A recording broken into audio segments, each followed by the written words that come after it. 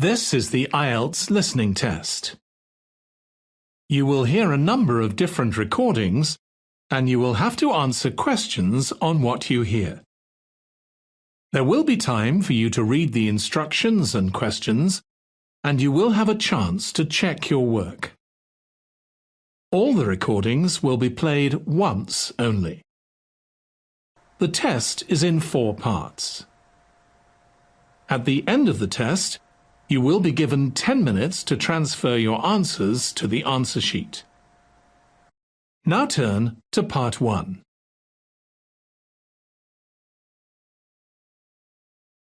Part 1. You are about to hear a conversation between a man and a woman who are having a discussion about enrolling in a university course. First, you have some time to look at questions 1 to 7.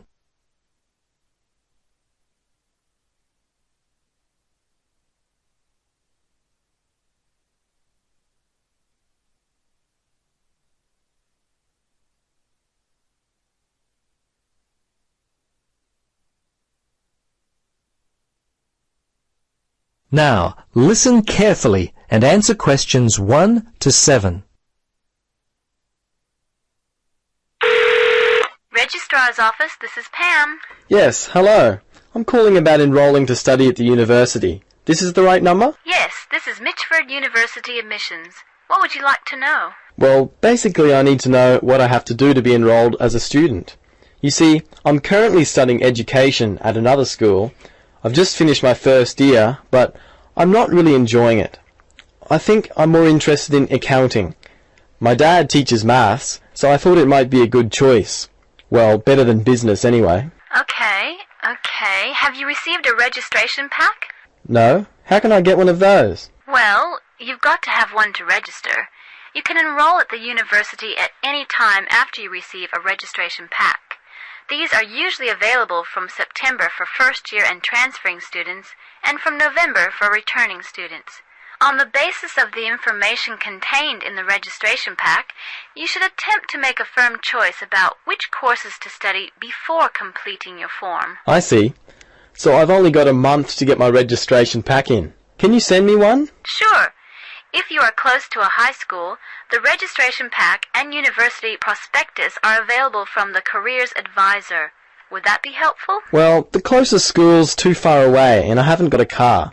Are there any other ways you can send it to me? Well, for prospective students who have already left school, the registration pack and prospectus are available from the university information line. But that might not be of help for you? No, not really. I'll tell you what, why don't you give me your contact details and I'll send a pack out to you. At least that would be a start. Okay, sounds good. Right. Firstly, what's your name? Richard Dreyfus. That's Dreyfus. Your address there, Richard? Unit 12, 15 Sportsman Avenue. That's Sportsman, Mermaid Beach. 4554. And your telephone? Yes, I won't give you my home. Mobile's best. 0414. Hang on a minute, I don't call myself usually. I think it's 0414 658 339. Yes, that's it. Okay, now, do you have email? Yes, I do. It's Dreyfus, my last name, at igo. That's IGO.com. All lowercase letters, of course. Before you listen to the rest of the conversation, you have some time to look at questions 8 to 10.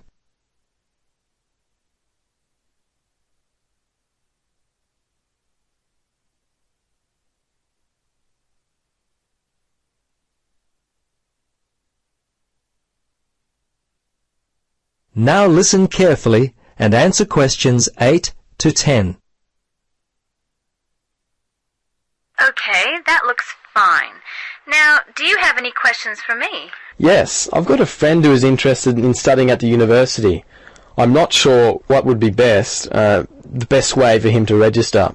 Can you give me some suggestions? Sure, there are 3 ways to register. Option 1 is telephone registration. Before you telephone, fill out the registration form included in your pack.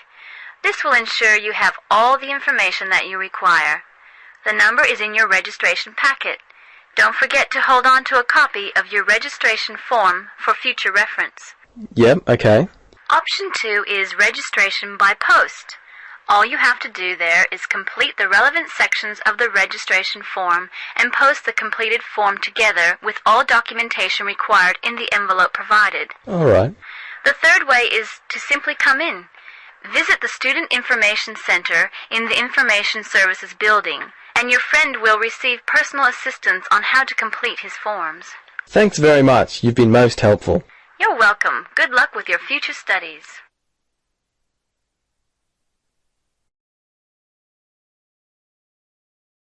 That is the end of Part 1.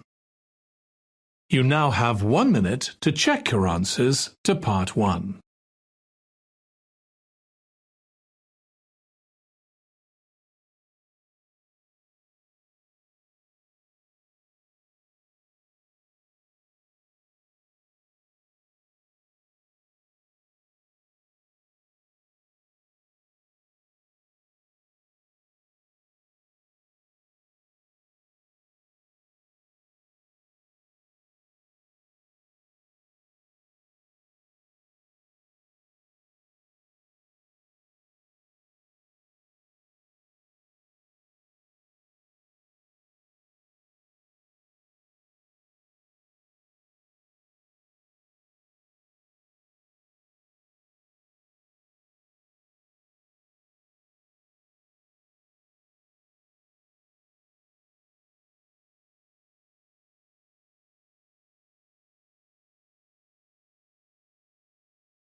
Part 2.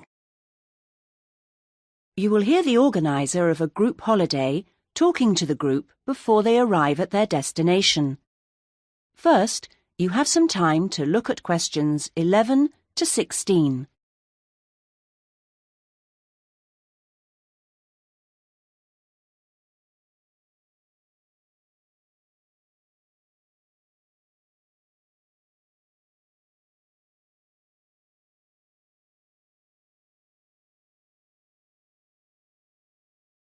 Now listen to the first part of the talk and answer questions 11 to 16.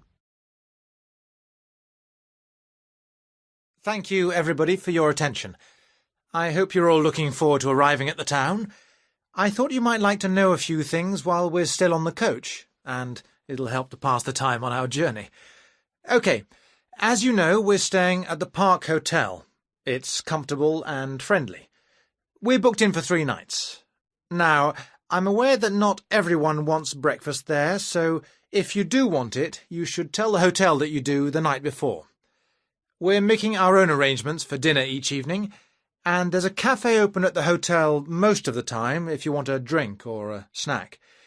There's also a very pleasant lounge on the ground floor with a collection of fascinating paintings. And then I hope you're going to enjoy the various activities that are lined up. However, I do have to tell you that there have been some changes since the original programme.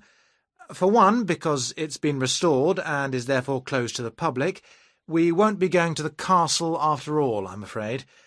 However, there's plenty else to see, and the gardens are still open. Something we've been able to add to the programme is for Saturday, when a local historian will give us a lecture on famous people from the town.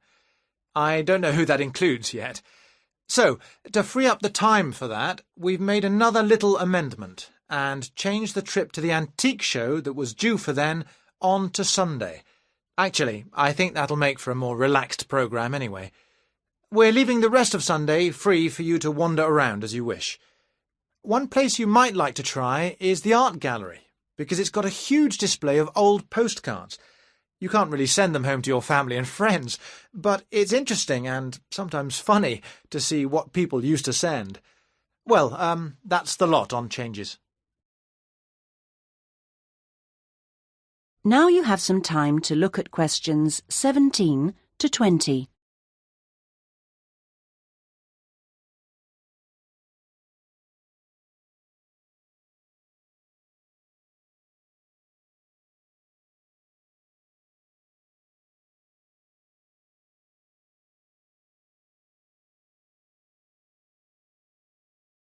Now listen to the rest of the talk and answer questions 17 to 20. I thought it could be useful to try and get your bearings now, before we actually arrive, so I'll give you a few pointers on your maps. OK, first things first. The Park Hotel, because I assume you'll want to deposit your luggage before anything else. We'll be driving into the town from the west and stopping at the bus station. To get to the hotel, just go straight down the high street towards the railway bridge, and after the bridge, if you go left, you'll soon see it on the right. As I say, it's a nice place. You can check in, see your rooms, relax a little. There are a couple of interesting little shops nearby. There aren't any internet facilities at the hotel, I'm afraid, so if you want to send any emails, you'll need to get yourselves to the internet cafe. In fact, if you want to do that first, it's easy because it's near the bus station, on the corner towards the right of Curtis Lane and Kramer Street. So, once you've done that, well, if you do that, then I suppose you'll be ready to do a bit of exploring. You've got your basic maps, but you may want to get more information, and the Tourist Information Office is the place to do that. It's up around the train station area. From the bus station, you could go up any of the streets to the left, Cadogan Road, Earl Street, or Duke Street. The office is directly facing the train station on the corner with Earl Street. They've got all sorts of brochures and leaflets about local attractions and tickets for sale. They even sell some locally produced jams and chocolates. And a last pointer at this stage is our venue for dinner tonight, the Royal House restaurant. This is conveniently located in the very centre of town. In fact, you'll no doubt pass it as you're walking around beforehand. In relation to the bus station, it's not far. Going down the High Street, if you pass the corner with Cromwell Road, then the next junction is a crossroads with Duke Street and Runton Road, and it's there. You'll be able to see its rather grand entrance over on the left corner. The food and the service there are both excellent, so it promises to be an enjoyable evening. Well, we're just coming into the town now, so...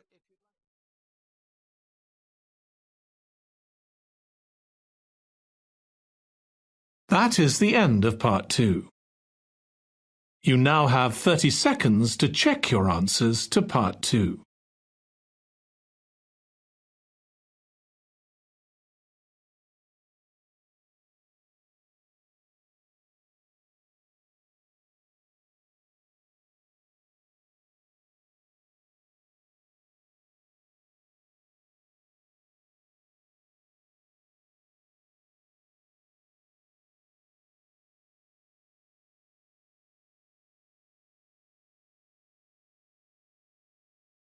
Part 3. You will hear two friends discussing what to study at Mitchford University. First, you have some time to look at questions 21 to 27.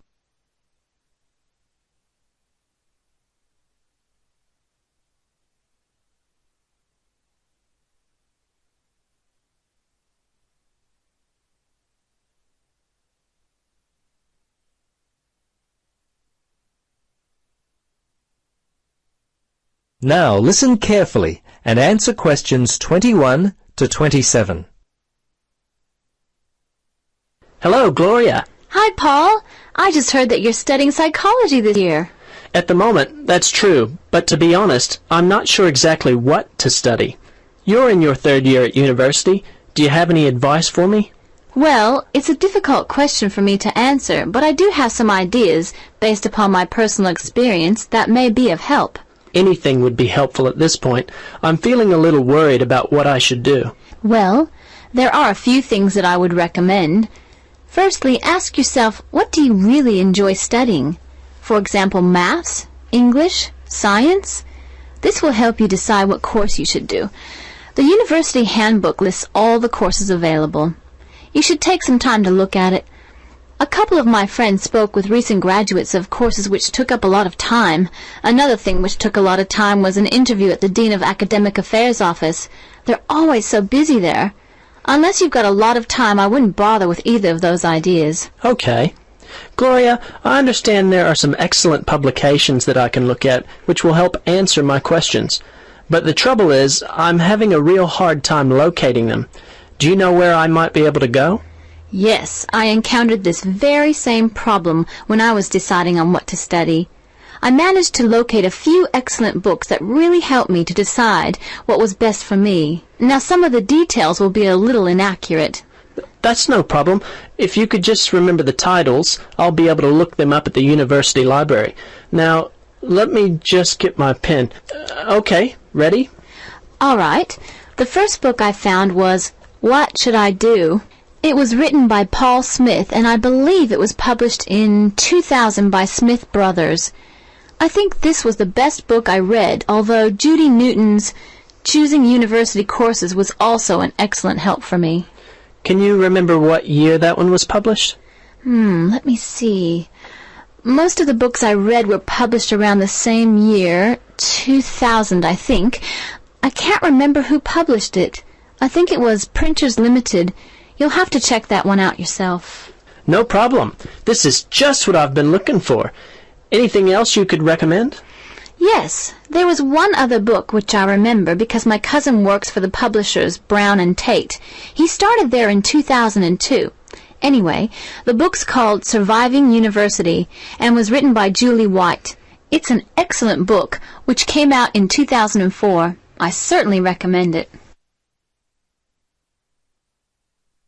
Before you hear the rest of the conversation, you have some time to look at questions 28 to 30.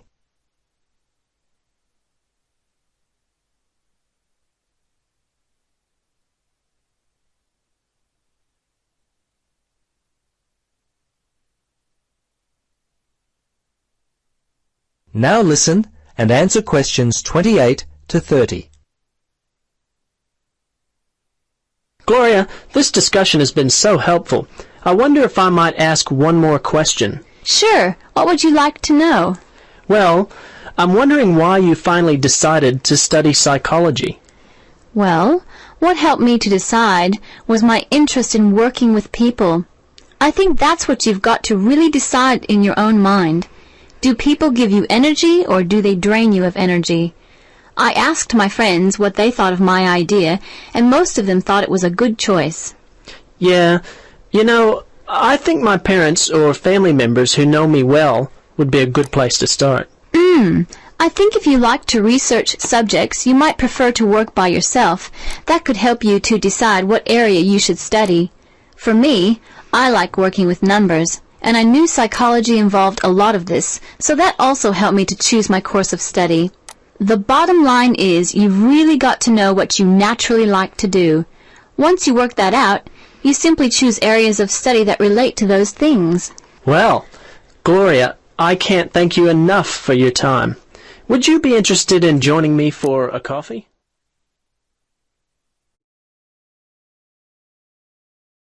That is the end of part 3. You now have 30 seconds to check your answers to part 3.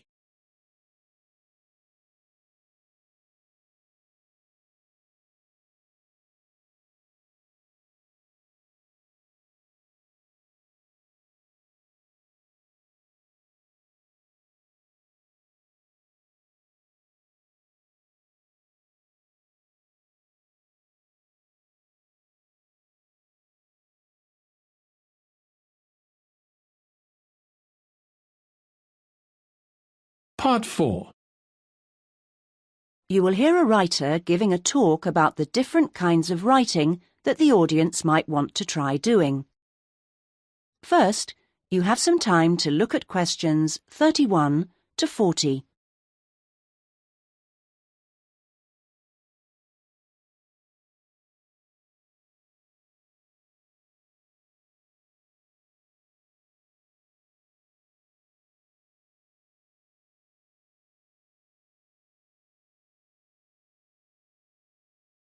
Now listen and answer questions 31 to 40. So, I'm now going to say a few words about the various different kinds of writing you may want to consider. Each has its own challenges and rewards, and it's really a question of seeing what suits you best. There are no rights and wrongs here. Let's start by considering the short story. Remember that a short story isn't just a very concise novel. There are three basic styles: the story itself, the slice of life section, and the surprise type, and all of them are equally valid as treatments of the genre. When producing a short story, you don't have time for a slow build-up of interest, so you need to get in there straight away and begin with a crisis. Then there's non-fiction, which can sell very well, with biographies in particular frequently hitting the bestseller lists. It's important, however, to be sure your chosen topic is genuinely interesting to people, and you know enough about it to do it justice.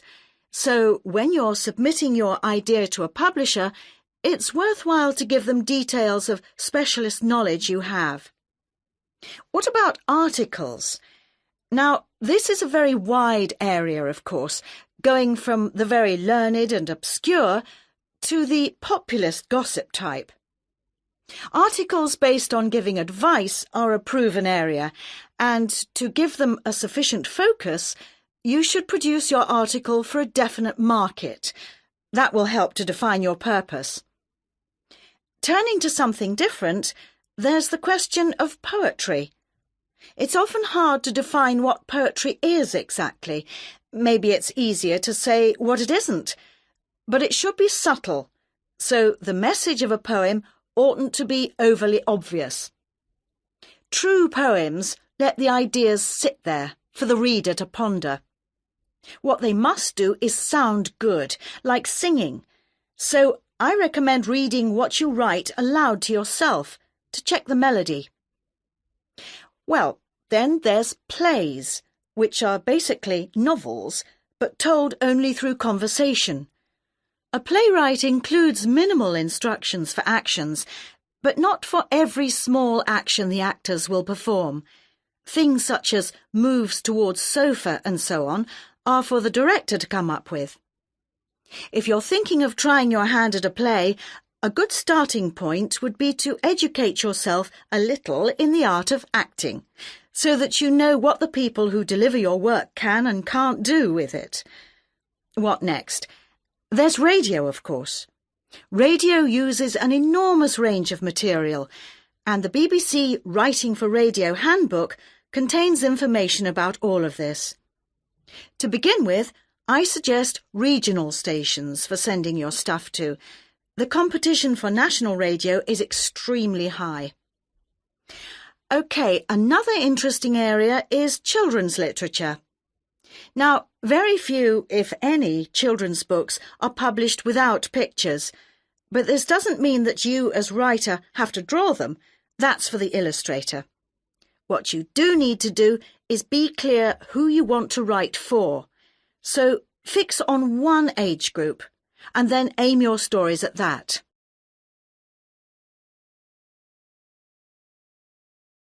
Right, I've saved what I consider to be the best and the hardest till last, the novel. Very long and very difficult to do well, but certainly not impossible, as any bookshop shelves will confirm. One of the first things to decide is from what point of view you will tell your story. A popular choice is the first person, and this technique certainly gives a sense of immediacy for the reader, while many new writers find it easier to project themselves into their main character if they can write in his or her name. But that assumes, of course, that the main character is somehow like the writer, which may or may not be the case. Meanwhile, if your book is all narrated by I, you can only put into your story things which are experienced by that character, which may prove to be rather restricting. Now, there are all sorts of pitfalls for the novelist, and many of them relate to the issue of providing a balanced narrative. Every time you introduce a character into the story, you have decisions to make. Of course, you want to populate your landscape with a variety of people to maintain interest, but don't feel you have to decorate every one of them in elaborate detail. The same goes for irony. All too often, an inexperienced writer will create a strong ironic situation and then spoil it by spelling out what they mean by it, as if readers were too stupid to understand. A few contrasting details should serve to make the point clear. A big challenge for new novelists is dialogue. What is the relationship between conversation as people really speak and as it is in novels? Well, it depends. If you recorded actual conversations and copied them straight into your narrative, readers would get confused and bored, all those unfinished sentences going nowhere. On the other hand, you don't want to write out page-long utterances by characters, as these will seem unrealistic to an extreme, but you can insert minor descriptions and actions to vary the pace and add interest. Well, I hope what I'm saying is encouraging and not too off-putting about the various difficulties. Are there any questions at this point?